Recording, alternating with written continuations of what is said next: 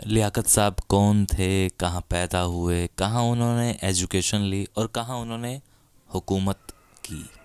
इसके पीछे एक कहानी है, इसके पीछे बहुत लंबी कहानी है और उसी कहानी को हमने 2-3 सफ़ों में समेटा है जो आपके रूबरू पेश खिदमत है। इस हवेली को देखकर वो सारे फ्लैशेस एक फिल्म की तरह सामने आ जाते हैं जो इन सफ़ों में लिखे हुए हैं। हिंदुस्तान का सूबा हरियाणा और हरियाणा के अंदर बसा करनाल। अक्टूबर 1895 में लियाकत अली खान साहब जन्मे। उनके पिता का नाम नवाब रुस्तम अली खान। नवाब रुस्तम अली खान को नवाब बहादुर और रुकन अल दौला शमशेर जंग का खिताब हासिल था।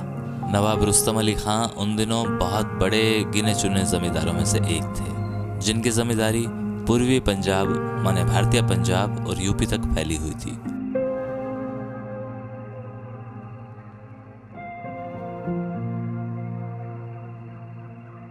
उनके पास करनाल क्षेत्र के लगभग 300 गांवों की जमींदारी थी।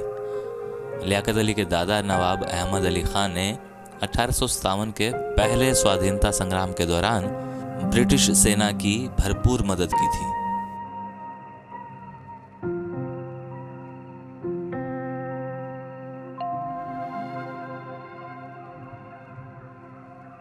उसके एवज में भी लंबी चौड़ी जागीरें पुरस्कार स्वरूप मिल गई थी।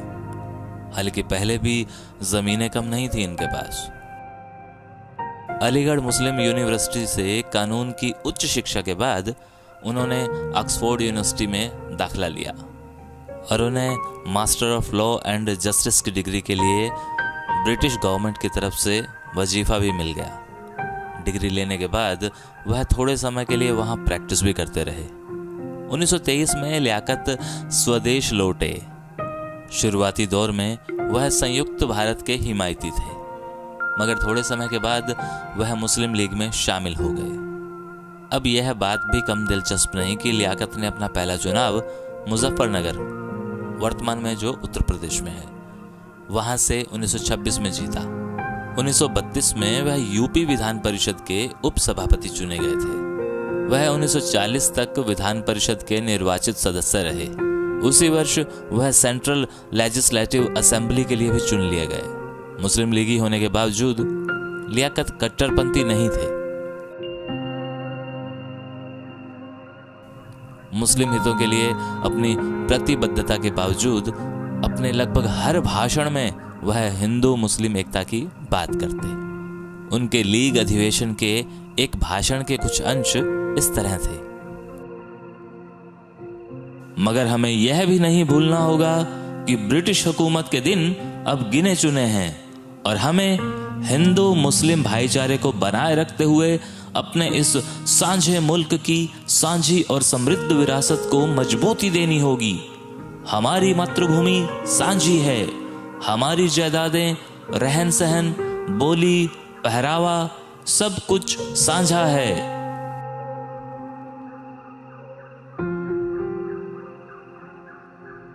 और 1930 में एक ऐसा वक्त भी आया था जब जिन्ना लंदन की गोल मेज कॉन्फ्रेंस में मिली नाकामयाबी के बाद हताश हो गए थे और लंदन में फिर से प्रैक्टिस शुरू करने की बात सोचने लगे थे।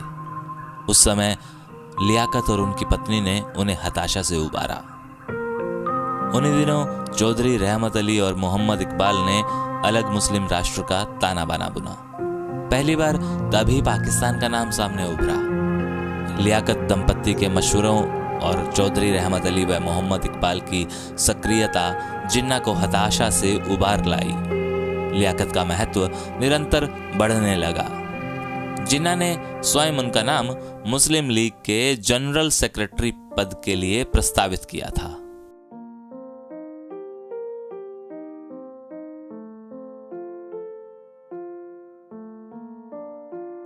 वह मुस्लिम लीग के केंद्रीय पार्लियामेंट बोर्ड के अध्यक्ष भी बनाए गए और दैनिक डॉन अखबार के मैनेजिंग डायरेक्टर भी बन गए। कैबिनेट मिशन के सामने अपना पक्ष रखने में जिन्ना की सारी मदद लियाकत ने ही की।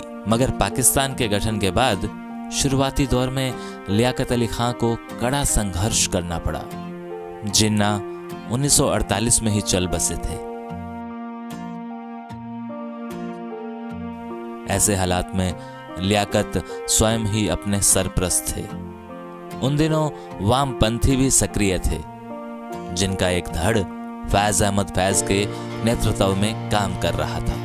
मुस्लिम कट्टरपंथी भी उनके हक में नहीं थे और वामपंथी भी खिलाफत पर उतारू थे। ऐसे माहौल में बीच का रास्ता तलाशते लियाकत अली खां की 1951 में हत्या कर दी गई।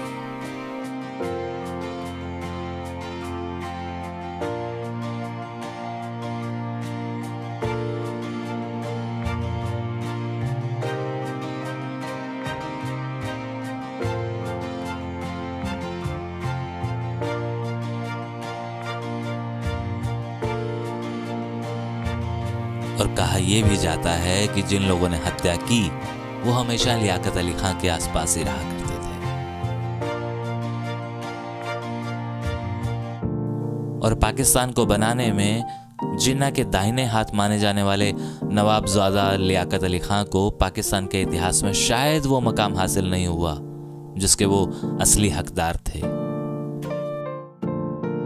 कुछ एक हिस्टोरियन का तो यह भी मानना है कि लियाकत अली खान ने अनेक संवेदनशील मौकों पर पाकिस्तान आंदोलन और जिन्ना को संभाल लिया था, वरना मुमकिन यह भी था कि सारे सिलसिले को तरजीह मिलने में कुछ और वक्त लगता या फिर तस्वीर ही अलग बनती। और यही वो शख्स थे जो पाकिस्तान के पहले प्रधानमंत्री बने।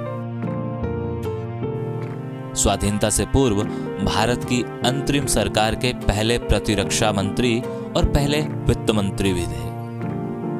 और आज उनके अब्बा हुजूर की बनाई हुई इस हवेली में मेरा इस कदर यूं चलना और एक एक गलियारे से गुजरना और मेरा ये सोचना कि लियाकत साहब शायद इस कमरे में पढ़ा करते थे, शायद इस कमरे में सोते थे और शायद इस आंगन में वो खेला करते थे। इतनी बड़ी हवेली कहाँ क्या था कोई बताने वाला नहीं। हालांकि यहाँ के बाशिंदे बताते हैं कि दुनिया के मुख्तलिफ कोनों से लोग इस हवेली को देखने आया करते थे, लेकिन अब वो भी नहीं आते। मेरे लिए तो ये भी एक सवाल है कि कौन थी शमशाद जिसका नाम यहाँ लिखा है। हालांकि इसके बारे में एक कहानी मैं अपने आप बुन लेता हूँ, और वो ये कि ये हवेली शायद बहुत पहले बन गई थी, लेकिन 1942 में सीमेंट की परतों से इसे ढका गया। मतलब सीमेंट की गई और शमशाद बेगम या शमशाद बानो या नवाबजादी, क्या मैं नहीं जानता, नाम लिखा गया, जिसको ये डेडिकेट की गई, जिसकी याद में ये बनाई गई। वो शमशाद कौन थी? अगर मैं यहाँ गौर से देखता हूँ तो एक नो की परत दिखती है, नो नहीं दिखता है। एक परछाई नो की दिखती है, फिर मुझे दिखता है 4 और 2। इसलिए मैं पुख्ता होकर ये बात कह रहा हूँ कि 1942 में इस पूरी हवेली को सीमेंट से ढका गया। शायद उसके बाद रंग और रोगन भी होने थे, लेकिन हालात तब्दील होने शुरू हो चुके थे। और जैसा कि मैंने पहले कहा कि लियाकत साहब कहाँ बैठते थे पढ़ने के लिए, कहाँ वो क्योंकि वो पढ़े लिखे थे तो ज़रूर वो टाइपराइटर भी साथ रखते होंगे, टाइप किया करते होंगे। उस टाइपराइटर की आवाज़ इसी हवेली में गूंजती होगी। जैसे आज जो कलंदरी गेट कहा जाता है, जो एक पहचान है करनाल की, वहाँ से घोड़े गुजरते होंगे, बग्गियां आती होंगी। जब इस परिवार की औरतें बाजार जाती होंगी खरीदारी करने के लिए, तो वो बग्गियों में जाती होंगी। बुर्कों से चेहरे ढके हुए होते होंगे, एक हिजाब होता होगा, पर्दादारी होती होगी। इस हवेली में भी एक पर्दादारी होती होगी, वही रस्मों रिवाज होते होंगे। इस हवेली की छत पर से ईद का चांद देखा जाता होगा, और जो ये चांद मैं देख रहा हूँ जहाँ ये बंदर बैठा है, एक कमाल की चीज़ मुझे इस हवेली में दिखाई दी और वो है चिमनी। मैं आपको दिखाता हूँ कि चिमनी को इस परिवार के लोग अब भी कभी कभी यूज़ करते हैं। मुझे अभी बताया गया कि हमने कुछ महीने पहले ही इसके अंदर आग लगाई थी। तो इसका रास्ता यहाँ से है और ऊपर से धुआं निकलता है। तो ये है वो चिमनी जो आज भी सही सलामत है। मतलब कहा जाए कि 72 साल हो गए उन लोगों को यहाँ से गए हुए, लेकिन ये चिमनी सही सलामत है।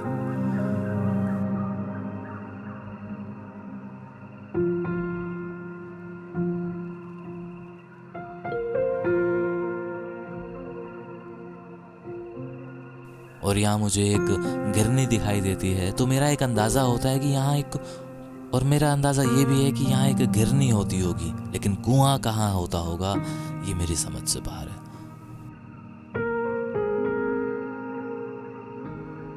तो ऐसे ही कितने सवालों से घिरा हुआ ये वीडियो बहुत सारे सवाल अधूरे छोड़ देता है जवाब लेने के लिए। शुक्रिया, मेहरबानी, नवाजिश, शुक्रिया। इस वीडियो में जो बातें आपने सुनी, जो लिखा हुआ लियाकत अली साहब के बारे में जितना भी पार्ट सुना, वो मैंने नहीं, हमारे आदरणीय डॉक्टर चंद्र त्रिखा साहब ने लिखा है, जो कि मैं पहले भी कह चुका हूँ, हमारे हरियाणा प्रदेश के एक ऐसे शख्स हैं जिन्होंने शायद विभाजन पर सबसे ज़्यादा लिखा है। और वही मुझे गाहे बगाहे वो चीज़ें देते रहते हैं जब मैं कहता हूँ कि सर मुझे अब ये चाहिए, तो वो मुझे कहते हैं कि केशव सब कुछ है हमारे पास। और हाँ, लियाकत अली साहब के जानने वाले, उन्हें समझने वाले, उनके विचारों को फॉलो करने वाले लोगों को ये वीडियो आप ज़रूर शेयर करें। और करनाल के बाशिंदे जहाँ भी हैं, भले वो हिंदुस्तान में हैं या पाकिस्तान में हैं, वो इस नवाबी छत्ते की वीडियो को प्लीज़ शेयर ज़रूर कीजिए।